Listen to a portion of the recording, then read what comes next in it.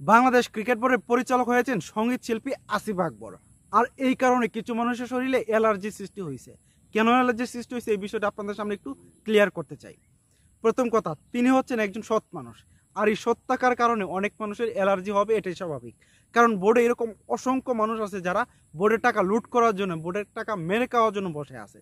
So, তার মতো একজন সৎ মানুষ যদি বোর্ডের পরিচালক হয় তাহলে তবে অনেকের সমস্যা, কারণ তারা টাকা মেরে খাইতে পারবে না। এই কারণে তাদের শরীরে অ্যালার্জি হবে, এটাই স্বাভাবিক। নাম্বার টু, অনেকের প্রশ্ন যে একজন গায়ক কিভাবে বোর্ডের পরিচালক হয়, তার তো ক্রিকেটের কোনো জ্ঞান নাই।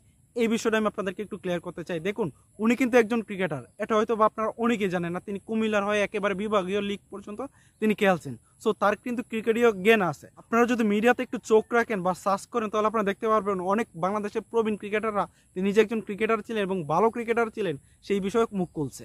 সো এই বিষয়ে কোনো দ্বিমত থাকার প্রশ্নই আসে না। তবে শেষ কথা, তার মতো একজন সৎ মানুষ বোর্ডে প্রয়োজন, এটাই আমি মনে করি। আশা করি আপনারাও আমার সাথে একমত হবেন।